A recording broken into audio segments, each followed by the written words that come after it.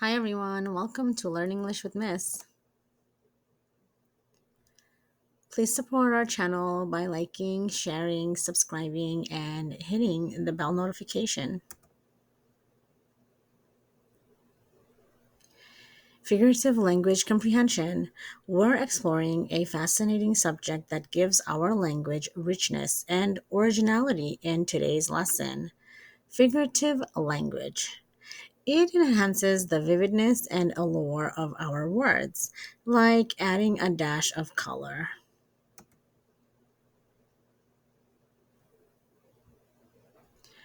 So, figurative language, what is it? It is a potent tool for communicating concepts that go beyond the literal meanings of words, and that is known as figurative language. It's similar to using words to create a picture, enhancing the expressiveness and interest of our language. Let's take a closer look at what figurative language actually is. Consider language as a canvas and words as the hues. Our method for using those colors to create a work of art that goes beyond the obvious is to use figurative language.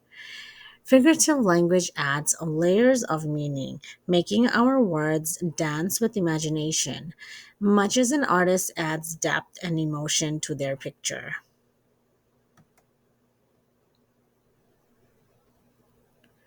Now, think about the following sentence. Her laughter was music to my ears. In this metaphor, we're not actually claiming that her laughing is music.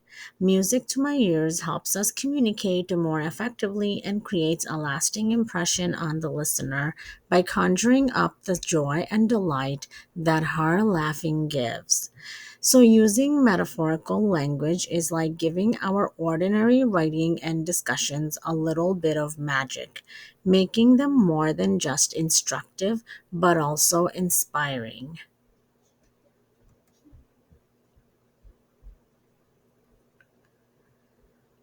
Language, which is figurative versus literal.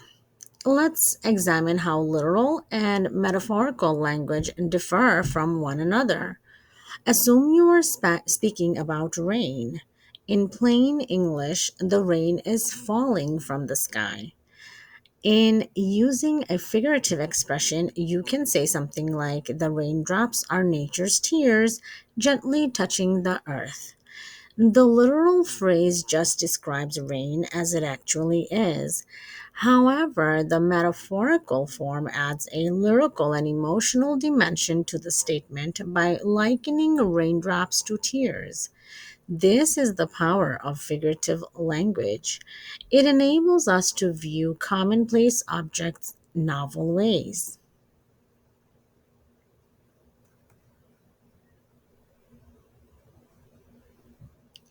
Literary figurative language. Literature frequently uses figurative language. Therefore, it's not just used in talks.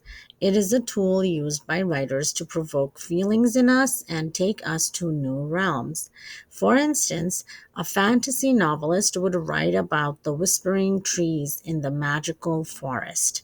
The personification used in this sentence gives the trees the appearance of speaking, making for an engaging reading experience.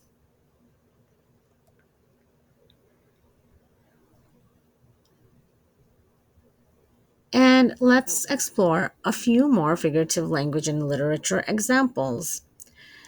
Let's examine how figurative language is used in literature right now. Take a moment to picture a situation in a book when the author depicts a stormy night. Thunder roared menacingly, and bright white bursts of lightning flashed across the sky. The author of this paragraph used metaphorical language to paint a clear picture. A forceful and passionate aspect is given to the thunder by the comparison to a angry beast. The phrase dancing is used to describe the lightning, which gives the description motion and vigor. Readers can more fully experience the storm thanks to these figurative language that transport them to the setting.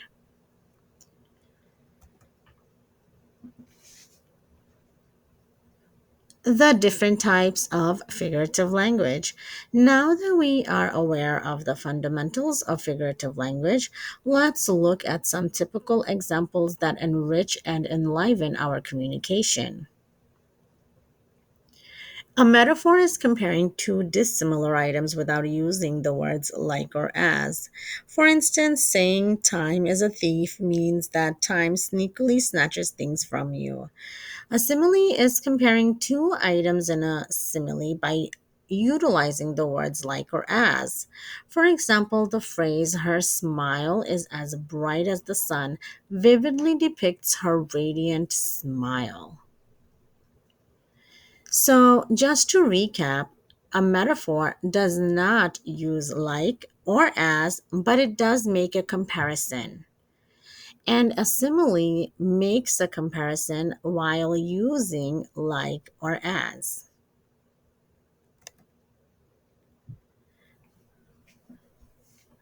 Personification in figurative language is endowing non human creatures with human traits.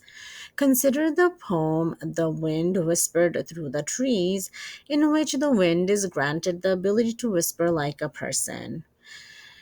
Exaggeration is known as hyperbole. It is used for emphasis or impact, and saying, I'm so hungry I could eat a horse, is an illustration of a hyperbole because it emphasizes extreme hunger.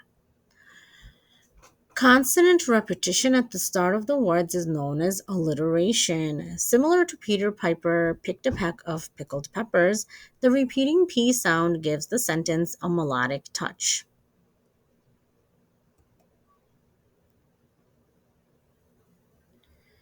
What is a simile? Let's now explore the fascinating realm of similes, a type of figurative language that gives our expressions more color and picture.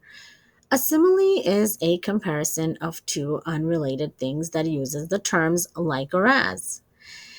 Consider it as a link between two seemingly unrelated realms that enables us to connect concepts.